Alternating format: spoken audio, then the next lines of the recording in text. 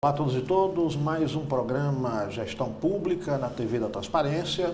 Hoje vamos discutir o tema Plano Nacional de Segurança Pública e conosco está aqui presente para esse debate extremamente importante o professor Nartan Andrade, que é graduado e mestre em Direito, delegado da Polícia Civil, professor da disciplina na Unifor de Processo Penal. Professor Nartan, um prazer aqui contar com a sua presença para esse debate, para essa discussão, enriquecer aqui os nossos ouvintes. A satisfação toda minha de estar aqui na TV da Transparência, trazendo um tema tão importante para nós, não só na condição de delegado e professor, mas para a sociedade em geral. Notadamente aliado por você, Clésio, professor Bruno, advogado, então é uma satisfação enorme nossa de estar aqui nesse momento para discutir um tema que é muito caro à sociedade, que eu não tenho dúvida que esse momento aqui de hoje a gente vai conseguir trazer alguns pontos de interesse nossos, mas também que tem reflexo na sociedade. Muito obrigado, professor. Professor Bruno Queiroz está aqui conosco, né? Professor Bruno é advogado militante na área de Direito Penal, né? É doutor em Direito Constitucional pela Universidade de Fortaleza, professor da Unicristos, é conselheiro da Associação Nacional dos Advogados Criminalistas e presidente do Instituto Nordeste de Direito Penal e Econômico. Então estamos aqui também com o militante da advocacia, né? Para contribuir com esse debate. Professor, é um prazer enorme ter a sua presença para essa discussão. Caríssimo Clésio, eu quero agradecer imensamente esse convite honroso para estar aqui na TV Transparência e para falar, como disse aqui o nosso querido doutor Nartan, sobre um tema tão relevante para a sociedade num momento tão difícil. Então, eu tenho certeza que vai ser um debate, uma conversa muito proveitosa. Com certeza. Eu queria já trazer aqui para a gente, né, aqui a fala do deputado Hugo Mota, que recebeu, né, a proposta. Então vamos ver aqui um pequeno vídeo, né? Eu vou pedir aqui o nosso colega Tiago para projetar, e aí eu queria trazer vocês para essa discussão e para essa fala do deputado Hugo Mota, agora quando ele recebeu o projeto recentemente, aliás, né, no mês agora de março, né? Então recebendo esse projeto, e foi recebido, né, das mãos do ministro da Justiça, o Lewandowski, também com a outra, hoje ministra, Gleisi Hoffmann, né? E foi uma recepção, né, que foi bastante calorosa.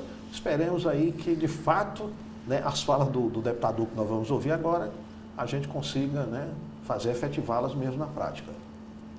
Se o Brasil fosse um paciente, eu diria, ministra Gleisi, que o nosso paciente está com um câncer grave.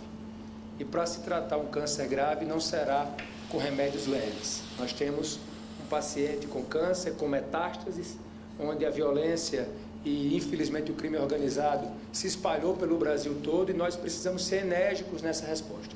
E o Congresso Nacional, vocês podem ter certeza, a Câmara dos Deputados não faltará, ministro Lewandowski, na resposta que a sociedade nos cobra. Nós vamos, sim, dar o remédio que for preciso para salvar esse paciente, para salvar o Brasil. Podem ter certeza que essa será a pauta prioritária da nossa gestão à frente da Câmara, pois penso que é a pauta que a sociedade mais espera por respostas nesse momento. Colegas, a fala do presidente da Câmara nos diz aí que nós temos aí um corpo em metástase, né? Parece que já está conseguindo enxergar, quer dizer, as nossas autoridades, né? Aí o Congresso Nacional, parece que agora já está se deparando que o problema é gravíssimo. Professor Nartan? Realmente, assim, me trouxe muita alegria, sabe? A alegria no primeiro momento, com essa fala do deputado Hugo Mota, lá do ministro Lewandowski, ali toda, grande parte do governo, do lado do ministro Gleisi, dentre outros, demonstrando a preocupação do governo federal em ter uma proposta de natureza constitucional voltada a tratar da segurança pública, né? Mas traz uma alegria, Clésio, Bruno, mas também uma tristeza, assim, que é sentido. No primeiro momento, ao ver a PEC, eu vejo a relevância, não quero deixar de destacar, né? Mas preocupa porque praticamente o que se está buscando com a PEC é reiterar algo que já foi tratado lá atrás, em 2018, com a lei do SUSP, né? A lei do Sistema Único de Segurança Pública, interessantíssima, relevante para a sociedade, para o Estado, e querendo transformar agora numa proposta de emenda constitucional.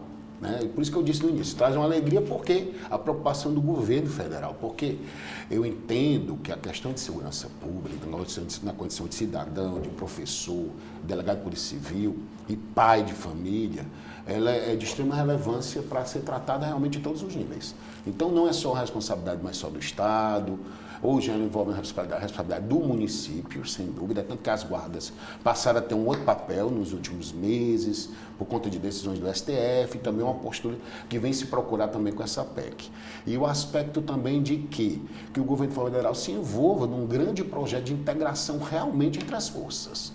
Porque o que eu realmente gostaria de ver com o resultado de uma PEC é que se procurasse materializar efetivamente as ações que são necessárias para conter as organizações criminosas, que hoje não é um problema só de uma região Nordeste, a região Sul, é um problema nacional.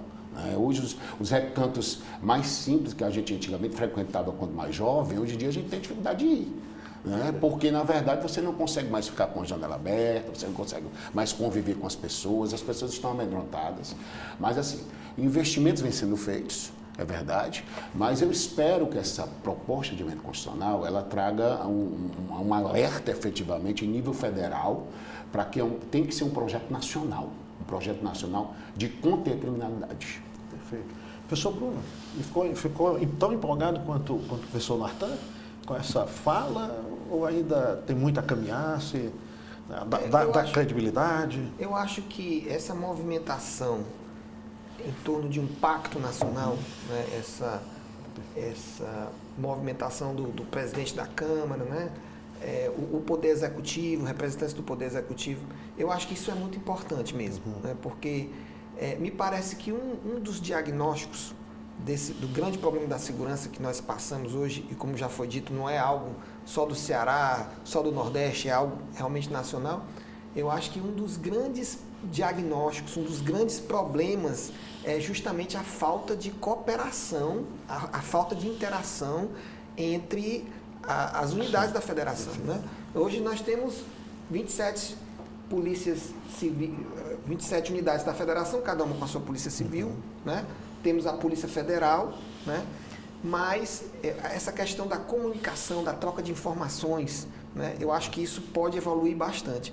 Algo que eu tenho dito muito, né? A gente vê muito investimento, polícia militar é muito importante, né? O policiamento ostensivo, isso é muito importante, mas eu acho que precisa de um investimento muito grande na Polícia Civil. Porque quem investiga o crime é justamente a Polícia Judiciária. Né? Então, assim, o que a gente percebe hoje? Né? A gente percebe, por exemplo, a cada 100 homicídios, a cada 10 homicídios, né, você tem ali uma taxa muito pequena de autoria de homicídio, porque são poucos os casos que são efetivamente investigados, por falta de estrutura da Polícia Civil. Né? Então, isso acaba também estimulando a impunidade, porque se a pessoa mata no Brasil e existe uma chance muito pequena de ela ser identificada, porque não tem uma investigação efetiva, por falta de estrutura, por falta de investimento, eu li um dado há um tempo que hoje tem menos policiais civis do que na década de 80. Né? Então, mas como? Como é possível isso? Né? Se a criminalidade aumentou, se a população aumentou. Então, eu acho que um ponto fundamental em qualquer pacto, primeiro, é essa questão da troca de informações, da inteligência. E o segundo ponto, me parece, é o investimento na Polícia Civil, na Polícia Federal, para que a investigação possa ser eficaz.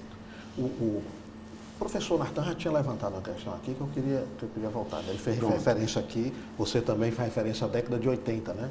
Quer dizer, a definição, né, da responsabilidade da segurança, né, ela está lá na Constituição de 88, que remete para o Estado. Isso. Né? Nós estávamos naquela época, ainda era um mundo analógico, né? A gente estava ali no momento em que, né, a gente não tinha essa integração, né, dos municípios hoje, né, a circulação de mercadoria, a circulação de pessoas, o país todo integrado e mais, né? Quer dizer, hoje a integração, quando a gente pensa em criminalidade, ela é internacional.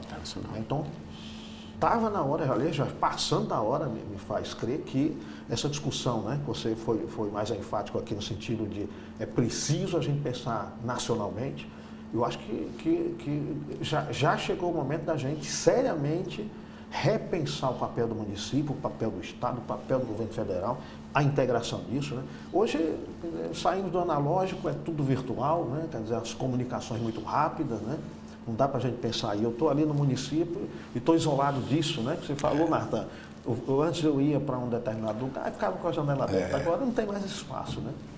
Mas a gente espera que isso venha a melhorar, né? Pegando um pouco o gancho do Bruno falou, realmente eu concordo, tem que ter um investimento efetivo na Polícia Civil, mas assim, só para deixar um destaque, o Estado do Ceará ele vem realizando esses investimentos, tanto que nos últimos anos vários concursos foram realizados. Atualmente nós estamos com um concurso em andamento para 100 vagas de delegado de Polícia Civil. O governo está lançando agora um concurso de 500 vagas para oficial investigador de polícia, que são os antigos inspetores e escrivães. Em dezembro, resolveu-se, por força da Lei Orgânica Nacional das Polícias Civis, né, unificar a carreira. Então, no estado do Ceará, hoje, o antigo escrivão, inspetor, oficial investigador de polícia. Estou aqui trazendo só a título de ilustrativo, para complementar o que o doutor Bruno falou, muito bem, concordo. Eu acho que tem que ter investimento em inteligência, o que, inclusive, ressalto mais uma vez, ano passado, foram criados no estado de Ceará vários núcleos de inteligência. Agora, há mais aproximadamente, há uns dias atrás, o governo do estado expediu um decreto, tá? E nesse decreto reestruturou a Polícia Civil, e dentro da reestruturação da Polícia Civil foram criados núcleos de inteligência. Então os investimentos vêm sendo feitos.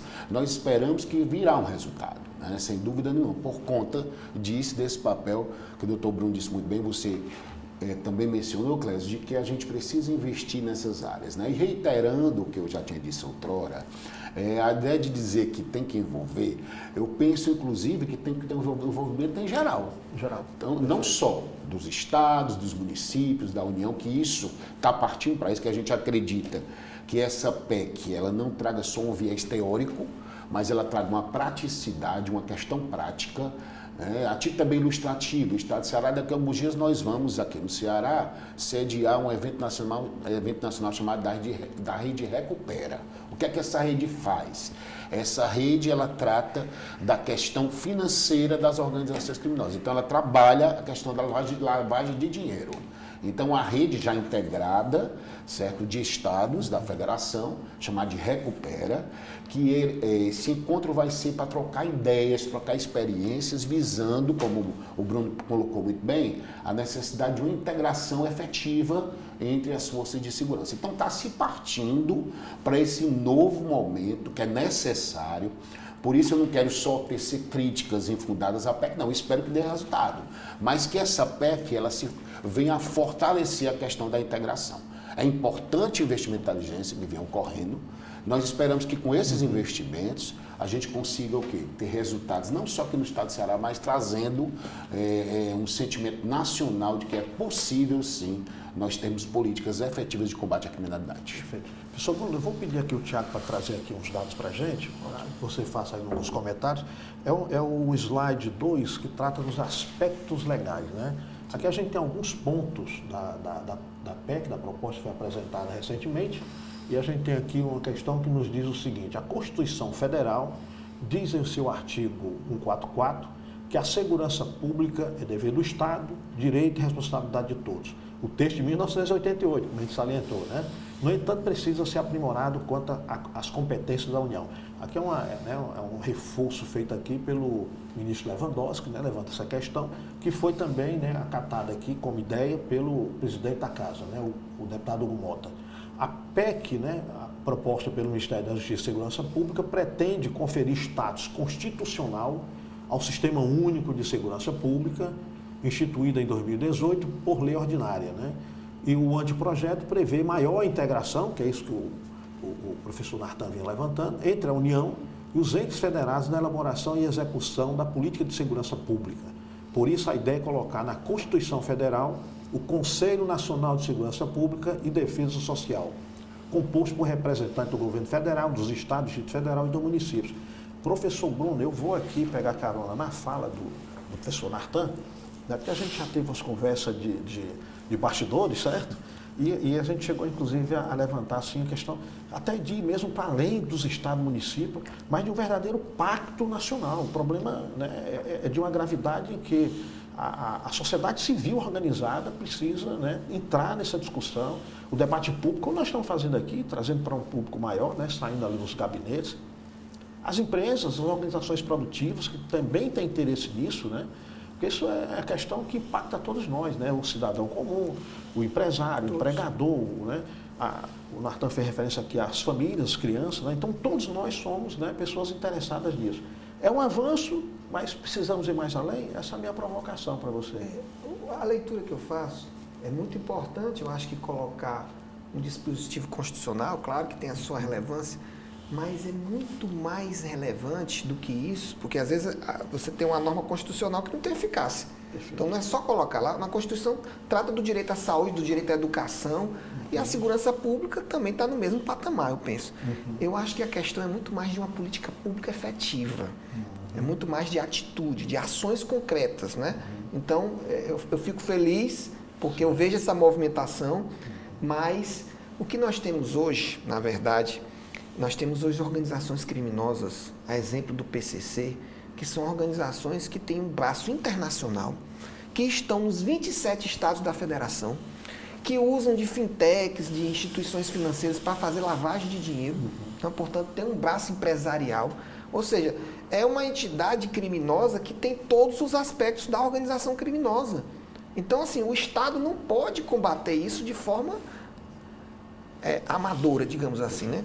Então, assim, essa falta de integração entre os estados e a União para combater uma organização criminosa que age nacionalmente, né, inclusive internacionalmente, eu acho que o objetivo do pacto, esse alinhamento, eu acho que ele vai ser muito importante.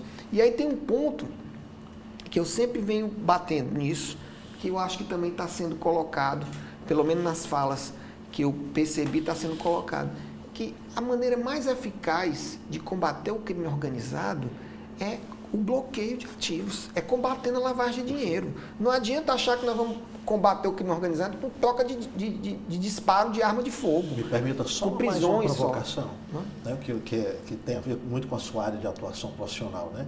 Esse crime organizado ele está migrando para a formalização. Né? Sim. Eles estão indo para setores econômicos organizados. Sim, isso é gravíssimo, né? Transporte, posto de gasolina, né? É a terceira etapa, a gente chama isso a terceira etapa da lavagem de dinheiro. Tem a dissimulação, a ocultação e depois tem a reintegração daqueles valores oriundos do crime com a aparência de legalidade. Então, o PCC tem feito muito isso em todos os braços, né, em todos os estados da federação. E como é que se vai combater isso? Com inteligência, com a integração das polícias, a Polícia Federal, né, atuando principalmente quando tem ali essas organizações em vários estados. Isso é muito importante também, essa questão da atribuição da Polícia Federal vai ficar melhor definida, mas mais importante é a Polícia Federal trabalhando em parceria com a Polícia Civil, o Ministério Público também, cada um trabalha de uma forma, né, e também é preciso também que tenha uma integração maior entre o Ministério Público, porque o Ministério Público hoje faz investigação, né, faz investigação, então isso também é importante. Então eu penso que o mais importante para combater essas organizações criminosas no Brasil e no mundo é asfixiar a sua movimentação financeira. E foi por isso que surgiu a lei de lavagem de dinheiro. Né? O crime de lavagem de dinheiro, ele surgiu para isso, para combater o tráfico de entorpecentes. E se descobriu que o mecanismo mais eficaz era justamente bloqueando, fazendo esse bloqueio de ativos, porque aí a organização não tem como atuar. Levantar os negócios. E eu acho que é nisso que a gente precisa investir aqui no nosso país, nesse setor de inteligência, essa integração e fazer um combate estratégico eficaz para asfixiar essa movimentação financeira, identificando os líderes, identificando as empresas que fazem esse tipo de lavagem e não só fazendo esse combate que a gente acha que é entrando em favela. Né? O ministro Flávio Dino falou algo muito interessante esses dias. Ele disse o seguinte: o crime organizado ele não está nas favelas, ele está no asfalto. O pessoal da favela, ali está o pequeno traficante, né? E é algo que eu tinha falado também, professor Clésio, aumentaram em mais de 300% as prisões por tráfico. Hoje nós temos 30% do sistema penitenciário, da massa carcerária, são prisões por tráfico e o tráfico não diminui. Então, algo está errado, né? Então, talvez, com esse trabalho de integração, né, dos órgãos de persecução, eu acho que fazendo aí uma investigação, um alinhamento maior dessas informações, eu acho que a gente vai ter um bom resultado. O professor Bruno aqui levantando as questões e eu aqui já pensando aqui e avançar um pouco mais, certo? A racionalidade, né? E aí eu vou trazer essa questão para você, porque você atua profissionalmente na área, né? Sim, sim. Embora o professor Bruno tenha conhecimento, óbvio, né? Profundamente. A boa ação, né, é aquela que utiliza os recursos adequados para alcançar aquele fim, é isso? E aí o professor Bruno colocou aqui, disse, olha, a polícia vai na favela, prende o varejista, né, prende o batedor de carteira, prende o ladrão de celular, isso é importantíssimo, né? Mas é um tipo de polícia, não é isso? E a gente aqui está levantando aqui outras questões, né, que vão exigir outros meios, né?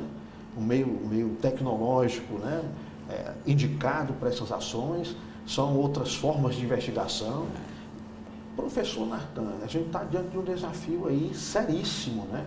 Ou seja, eu tenho que sair daquela discussão, que eu tenho liberdade para colocar isso aqui. Eu sei que vocês têm também, tá certo? Sim. Mas eu não tenho o vínculo institucional, como eu sou o professor universitário, né? Assim como vocês são. Né? Mas eu acho que a gente tem uma discussão muito mal feita, com um viés politicólogo, assim, politiqueiro, né? Que às vezes acaba trazendo assim, dificuldades mais do que possibilidade de acerto. Né? Eu digo, quando a gente pensa atingir o objetivo lá, e para nós todo objetivo da criminalidade é no bate e arrebenta. Aí eu jogo a polícia com força e eu estou resolvendo. Não é que essa polícia não seja necessária, ela ainda é, porque a gente tem desde da violência de vizinho, né? A violência de gênero, toda essa violência está aí, é um complexo muito maior e surgiu esse outro. E a minha preocupação agora a gente vai precisar de um policial com um outro perfil, não que esse que tenha, ele não seja necessário, mas nós vamos ter que cada vez qualificar mais. Mas essa polícia agora, nessa unificação, município, estado, governo federal, a gente tem que passar aí pela atração de bons profissionais dos concursos. Portanto, significa ter uma carreira atrativa, um salário atrativo para as novas funções que a gente vai demandar para combater a criminalidade, que ela é mais difusa. Eu não sei se eu consegui me fazer. Sim. Professor Clésio, o senhor foi muito feliz na sua colocação, muito feliz de verdade. Complementando o que o professor Bruno disse, né? E o que o senhor falou, professor Clésio, eu lhe digo o seguinte, é o caminho que está se seguindo, né? Tanto que os concursos no passado, eles pautavam a seleção de profissionais com um perfil.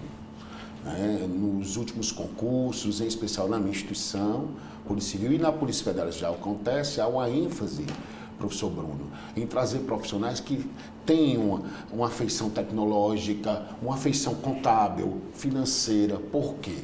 Realmente, hoje tem que se buscar, um dos pontos primordiais é se buscar a asfixia financeira das organizações criminosas. É o ponto primordial hoje. Então, vem se buscando isso. É tanto que o profissional, como o senhor disse muito bem, professor Clésio, ainda nós não vamos esquecer aquele profissional, né, que faz um trabalho de abordagem plena em uma situação, em uma área crítica voltada à violência e tudo mais, mas também que a gente tem que ter um profissional com expertise na área de tecnologia, na área financeira, que tem um conhecimento amplo, né? Tanto que, como repito, hoje o que se busca na Polícia Civil é o que já vem se buscando já há alguns anos na Polícia Federal, um profissional mais completo. Né? Então, o policial, hoje não é só aquele policial do passado, que ele é importante pela experiência dele, né? Pela troca que ele vai trazer com os mais novos, ele é importante, mas a ideia é essa realmente. Voltando, se o senhor me permita, colocar um pouco aí mais sobre o aspecto da PEC da legalidade, importante, tá? Vamos alterar o artigo 144, vamos alterar, mudar digamos, a atribuição institucional da Polícia Rodoviária Federal, é relevante. Vamos fortalecer a Polícia Federal para trazer como se fosse um ente agregador de cooperação, da integração.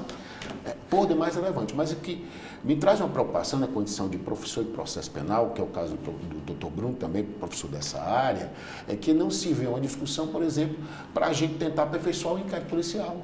A gente não vê uma discussão sobre isso.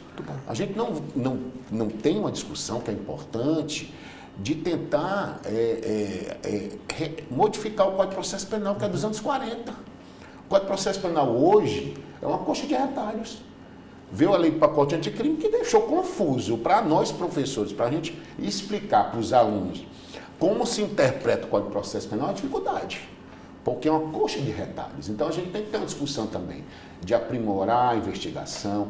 É importante que o Ministério Público investigue? É importante, mas é importante também, como o professor Bruno contou com muita propriedade, que a gente envolva o Ministério Público, que a gente envolva o Judiciário, que a gente envolva a sociedade.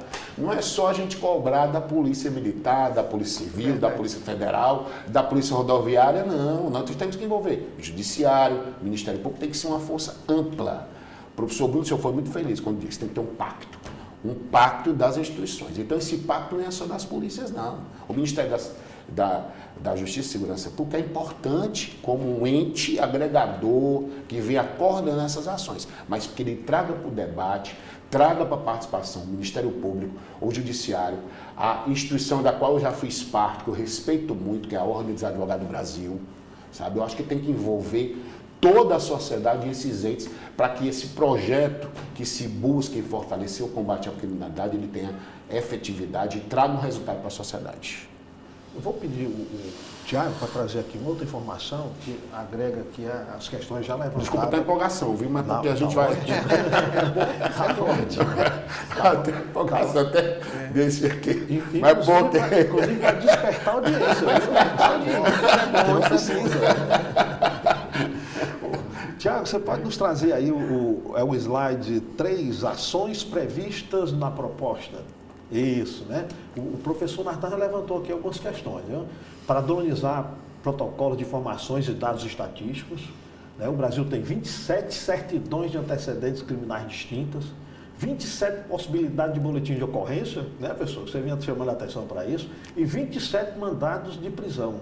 Como é que tem aí até para compreender como é que está acontecendo no país como um todo, né? Uma discussão de uma certa uniformização, mesmo respeitando as suas particularidades, né?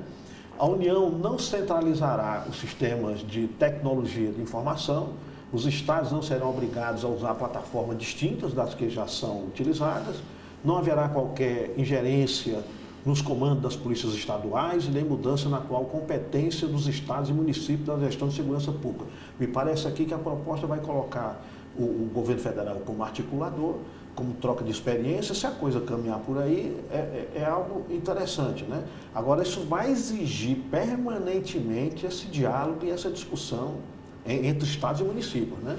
A PEC atualiza a competência da Polícia Federal, garantindo que ela atue em ações de crimes ambientais e contra práticas cometidas por organizações criminosas e milícias privadas que tenham repercussão interestadual ou internacional e exijam repressão uniforme.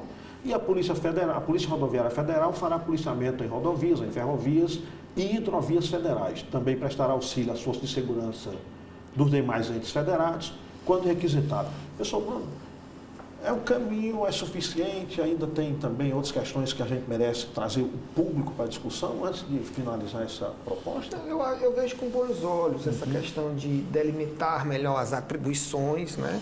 Até porque, por exemplo, essa questão do crime ambiental tem decisões, né? Ora Justiça Estadual, ora Justiça Federal. Isso é ruim, essa situação da competência, porque aquela história, às vezes, de dois atacantes que um pensa que o outro vai atacar e ninguém ataca e perde o gol. E, às vezes, essa questão do conflito é muito ruim. O bom é quando tem uma atuação coordenada. Agora, quando não se sabe se é a União ou se é o Estado que vai investigar, isso pode gerar uma lacuna que é bom para quem? Para o criminoso. Então, eu acho que quanto melhor o regramento constitucional, a legislação definir qual é o papel de cada um e como cada um vai trabalhar de forma alinhada com o outro, eu penso que é melhor. Tá? Agora, eu quero trazer um ponto aqui, que depois eu quero ouvir o professor Nartan, que tem nos dado aqui uma verdadeira aula com a sua experiência, não só de professor, como de delegado de polícia. Uma questão que me preocupa muito é a questão da superpopulação carcerária. que eu acho que está intimamente relacionada com o crime organizado. Porque quem são os soldados do crime organizado hoje? É a massa carcerária. É a massa carcerária. Então, antigamente, essa massa carcerária eram pessoas que se matavam. Hoje são pessoas que se organizam e que comandam e praticam crimes de dentro do presídio diante da ausência. O Estado não tem como ter o controle. Você tem um ou outro presídio ali de segurança máxima, mas a grande maioria o Estado não tem. Então é preciso pensar numa forma de resolver esse problema da superpopulação carcerária. E aí isso envolve os 3 poderes. O poder legislativo, como bem disse o professor, um Código de Processo Penal de 1940, um Código Penal de 1940 também, 1941, processo penal, né? Nós temos um poder judiciário que ainda é muito punitivista e que eu particularmente entendo que prende mal, né? Ou seja, muitas prisões que poderiam ser resolvidas de outra maneira, com outras medidas cautelares, e aí você não vai colocar um primário na universidade do crime, né? Isso também tem que ser reavaliado. E você tem um poder executivo que não faz os investimentos, não tem presídio, né? E o que a gente tem visto, discurso, professor, para combater o crime organizado é acabar com a saidinha, né? Que, na verdade, acabar com a saidinha reforça a superpopulação carcerária e alimenta o crime organizado. Então, eu acho que essa é uma discussão mais ampla, que envolve aí o pacto, né, e a inteligência, mas então não se pode esquecer desse problema que, para mim, em termos de segurança pública, em termos assim, do que a sociedade espera para o futuro, para mim é um dos problemas mais graves, é esse problema da superpopulação carcerária. Um espaço de recrutamento de força de trabalho. Né? Tá lá. Essa é a questão. Professor, o problema é sério, né? É grave, né? Sério, uma população carcerária que vem sempre crescendo, já de décadas, né? Que a gente vem desde a década de 80 que a gente vem crescendo. Garotos que chegam lá muito jovens, né? Diga aquilo, né? Sair da adolescência, 17, 18, 19, 20 anos, né? Com uma prática criminosa já bastante forte. E o professor Bruno acaba remetendo aqui, né? Os objetivos são muito mais amplos. Quer dizer, pensar, né, que vamos resolver a criminalidade olhando só para o combate ao crime, vamos estar enxugando gelo. Vamos? Concordo plenamente. Eu acho que o professor Bruno, mais uma vez, professor Clésio, o senhor também, sem dúvidas, certo? Não é só uma proposta de repressão ao crime, é uma proposta de prevenção, é uma proposta de envolvimento. Também penso que é importante aqueles órgãos voltados à atuação social também contribuírem, né, para começar a favorecer e mostrar para aquele jovem que o estudo é importante para ele, que ele não leve como uma referência, como um líder, como se fosse uma espécie de um ídolo, o traficante lá perto da casa dele, que promove festas, o traficante que banca despesas daquela comunidade, mas é que ele pode chegar muito mais além se investir no estudo, se tiver condições de crescer numa profissão. Eu acho que são vários fatores envolvidos. O professor Bruno foi muito feliz e concordo com ele. Eu acho que tem que ter uma política voltada a sempre aperfeiçoar essa questão da redução, sem dúvida, da população carcerária. Não adianta só prender e a gente não fazer, por exemplo, realizar ações nos presídios. Por exemplo, favorecer que a gente possa trazer as empresas para dentro dos presídios. Eu acho que, inclusive, é bom ressaltar um dado aqui no estado de Ceará, certo? A Secretaria de Administração Penitenciária ela já tem alguns projetos interessantes voltados à política penitenciária, né, em alguns presídios, e que se difunda mais.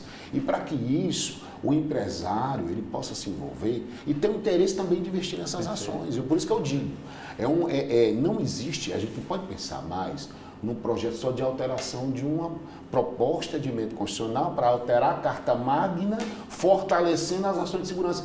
Que é o meu pensar, data venda, já é suficiente o que tem na Carta Magna. É importante, eu acho que o mais importante, mas servir como sinal de alerta. Para que a gente fique, agora eu tenho uma PEC da segurança e eu digo, a segurança pública hoje ela é prioritária, ela nunca deveria ter deixado de ser. Porque senão a gente não estaria na situação que nós estamos hoje, buscando apagar algo que lá atrás a gente já poderia ter fortalecido. Então não sou contra.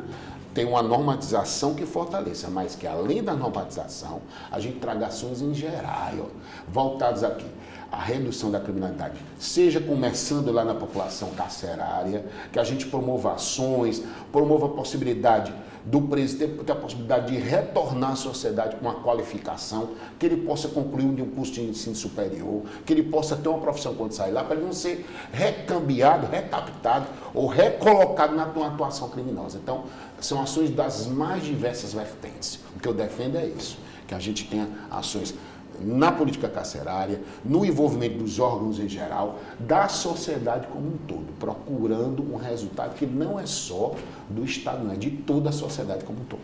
Perfeito. Eu acho que a gente tem que abrir os olhos urgente, né? De que esse problema é um problema gravíssimo. Gravíssimo, gravíssimo, e que de todos nós. De todos nós. Né? Nossos filhos aí, né? Nossas Futuro do famílias, Brasil todos, né? Todos em geral mesmo, na sociedade. Precisa acabar com aquela briguinha boba, né? Dizer que, e outra coisa, desculpa então, Clésio, mas é aquela situação. Não, é porque essa proposta é minha. A gente tem que, eu acho que os partidos, sabe, tem que se unir num projeto. Que esqueçamos as polarizações, que a gente traga um resultado como um todo. Porque não é só porque é um governo de esquerda ou um governo de direita, não, é um governo do Estado. Nós temos que ter, não é políticas de governo, mas não, a gente tem que ter uma política de Estado. Eu penso assim. Eu acho que a fala do Hugo Mota, a grande vantagem é dizer, isso está plasmado pelo Brasil todo, né? Porque tira aquele discurso, né, de que é do partido tal, é do partido tal. Tem todo o Estado brasileiro, todo município brasileiro hoje, então não adianta você ficar jogando, né, as legendas, as mais diversas estão, né, no comando dos estados e todos eles estão com problemas. Né? Então, exatamente, ultrapassou muito isso, né? Muito. Tiago, traga aí pra gente aí, trazer aqui mais umas provocações aqui para os dois colegas que vieram contribuir enormemente com esse debate, né? Aliás, para quem está entrando agora na TV da Transparência, hoje nós estamos aqui discutindo o Plano Nacional de Segurança Pública.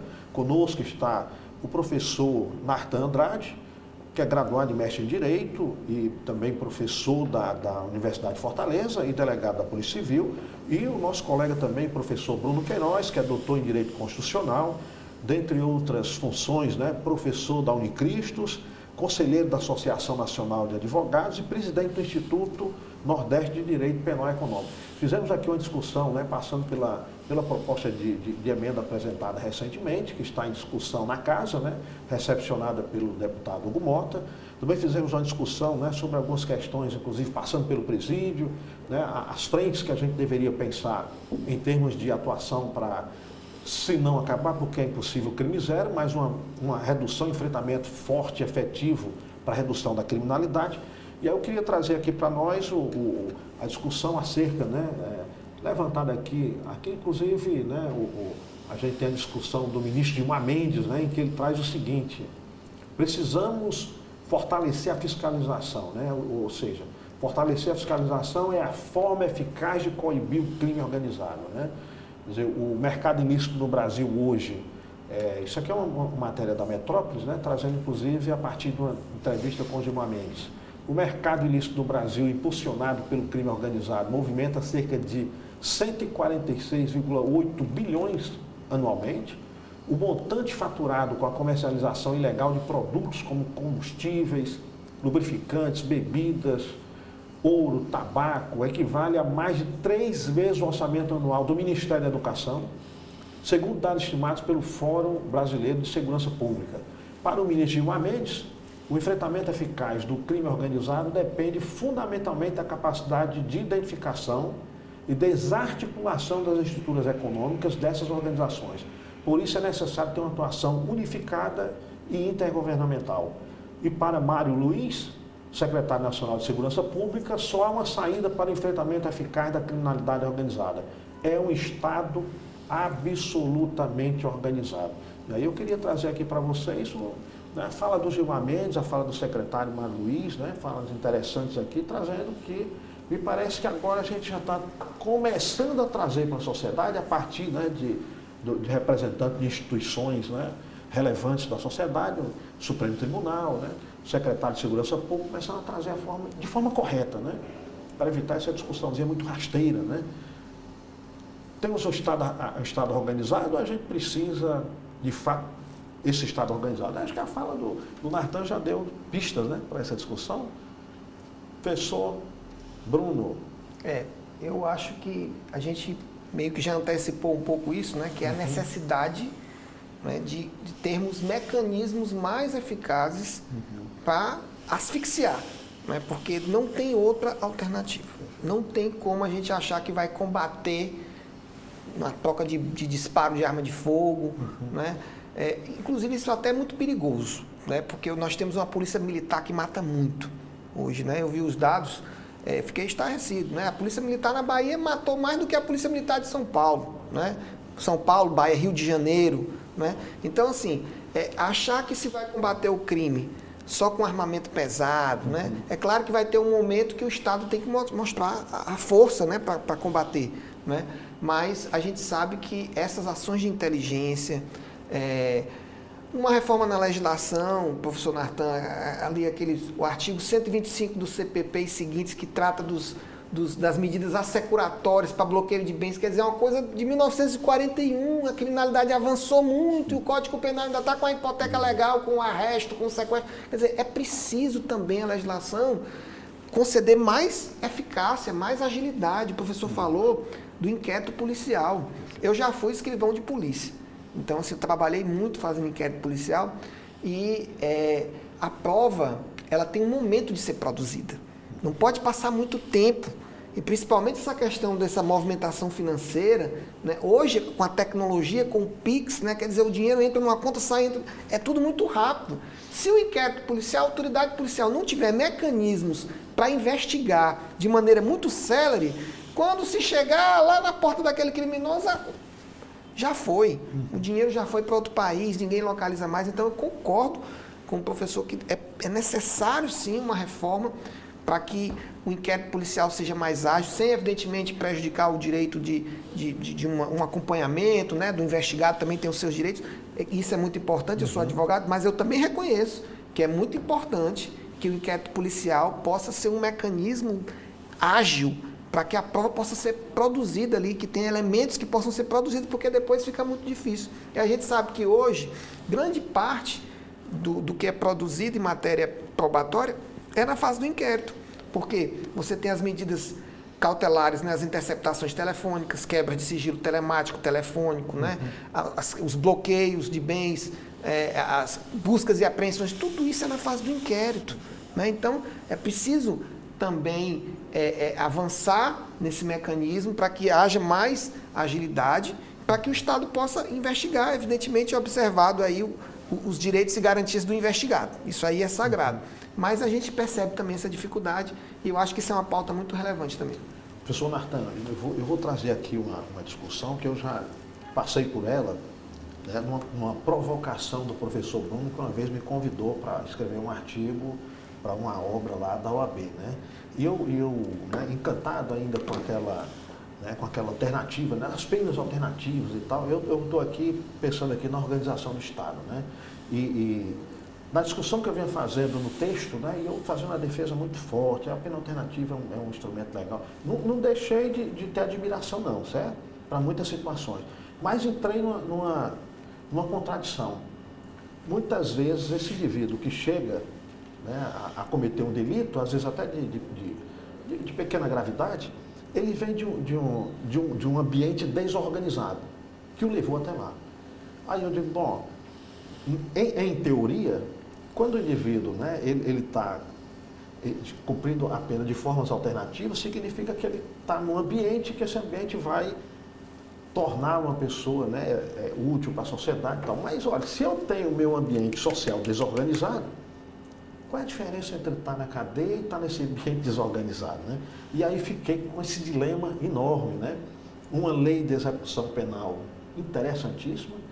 Por outro lado, a gente também é desorganizado nisso, como o professor Bruno já levantou aqui. É uma mistura de indivíduo de alta periculosidade com aquele, né, aquele que ainda está, ou que às vezes comete, né, determinados delitos que não coloca em risco a vida de outras pessoas, né, mas finda, né, cumprindo aí alguma pena. Quer dizer, toda essa desorganização, ela está dentro dos presídios, está nas cadeias, está na organização da sociedade, né? Aí eu vou entrar aqui numa área que é nossa, né? Um sistema de ensino que devia ser muito mais atrativo, né? Verdade. Segurar o garoto, Sem né? dúvidas. Tem muita organização aí, uma luta enorme pela frente, né? Os textos que você botou aí, questão de fiscalizar uma forma eficaz de coibir o crime organizado, com certeza. Né? Mas é o que nós já discutimos aqui. Né? Então, outros fatores têm que ser levados em consideração. O viés social. Sabe o que me preocupa, senhores? É o fato de que o Estado tem que começar a deixar de ser só um médico de UTI. Né? A gente está na UTI da criminalidade. Intensivista. A gente tem intensivista, é o médico intensivista, né, professor? Obrigado. De estar ali, certo? E só resolver o problema pontual. Pronto. Vou dar um exemplo. A audiência custódia, muito festejada, sem dúvida nenhuma. O que me preocupa, a audiência custódia é importante para esclarecer e tentar dirimir, como pontuou bem o professor Bruno, no aspecto de que ele não cometer injustiças, de analisar e ver que, na maioria das vezes, não é interessante aquele possível infrator submetido a audiência custódia que seja convertido em previsão preventiva, que ele seja recolhido ao sistema penitenciário, muitas vezes não é interessante. Né? Mas em alguns casos a gente vê que há necessidade de ir realmente para um sistema carcerário, que não é um problema só do Ceará, do Brasil, de que a gente sabe que não ressocializa, né? Não adianta a gente dizer. Nós temos, como o professor Clésio disse muito bem, nós temos uma lei de execução penal que é muito rica em detalhes, né? Que se ela fosse aplicada corretamente por todos os estados brasileiros, nós estaríamos no estado do primeiro mundo no tocante à política penitenciária. Não é verdade? Mas, efetivamente, tem outros fatores que têm que ser levados em consideração. Né? Vamos deixar de ser médico intensivista e fazer propostas de prevenção realmente, de envolvimento, de trazer uma resposta que a sociedade quer, de envolvimento em geral.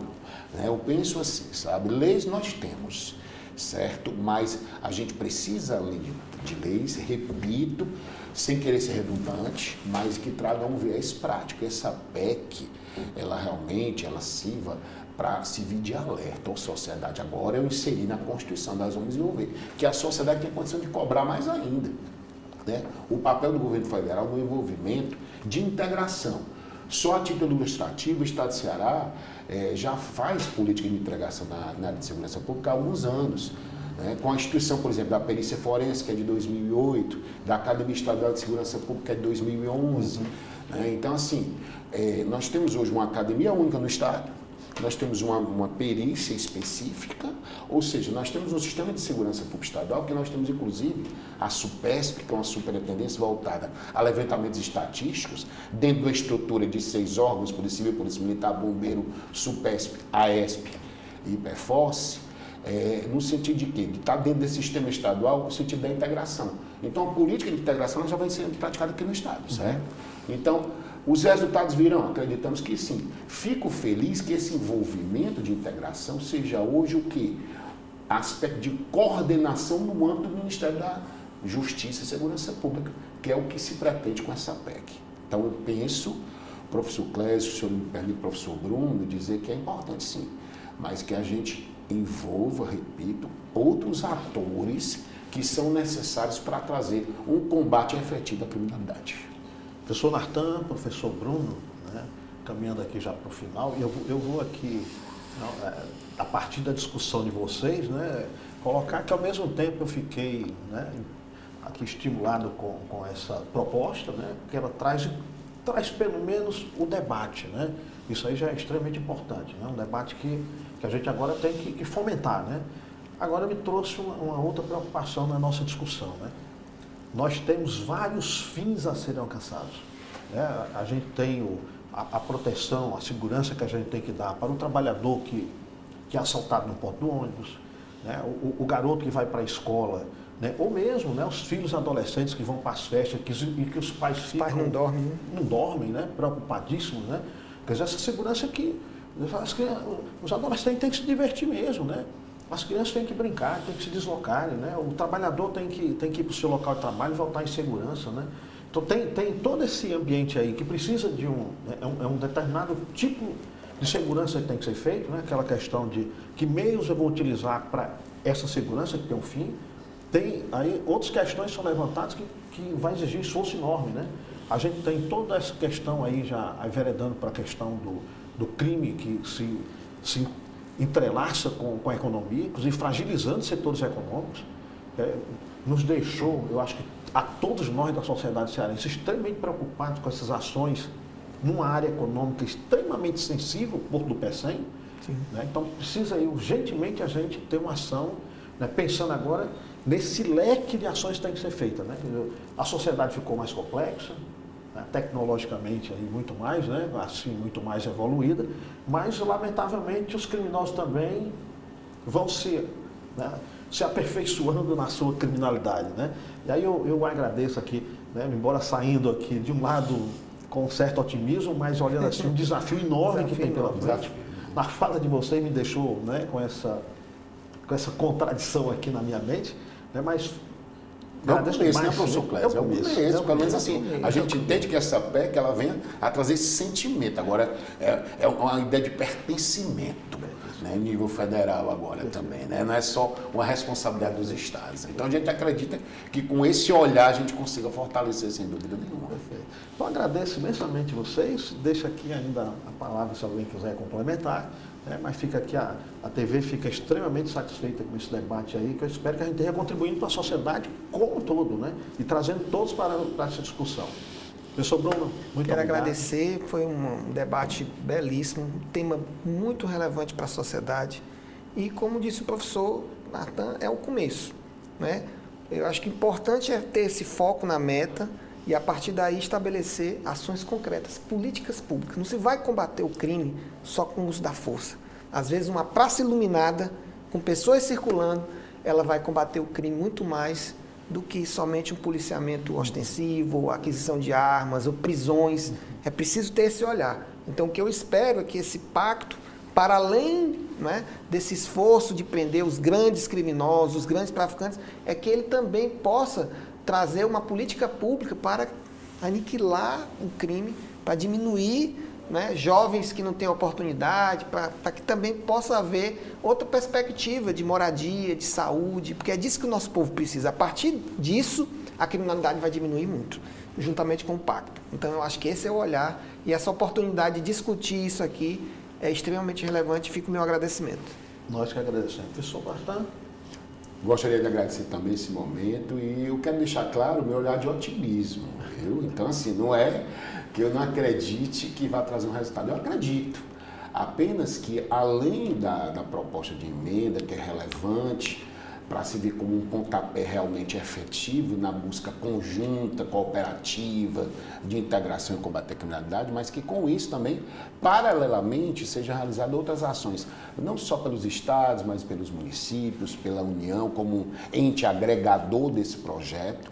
Que, então, eu quero deixar claro que eu tenho um olhar de otimismo. Eu acredito muito que o Estado ainda vai impor como deve impor sua força em relação a combater a criminalidade de forma efetiva. Professor Natan, professor Bruno, muito obrigado. Aqueles que nos assistiram, peço que não só, né, entre na discussão, sugira nossos programas também, mas principalmente divulgue, né, entre as pessoas da sua rede de conhecimento, para que a gente possa fomentar esse debate que é extremamente importante para a sociedade brasileira. Meus agradecimentos a todos os ouvintes e aos colegas aqui que deram essa contribuição enorme. Obrigado. Muito obrigado a todos.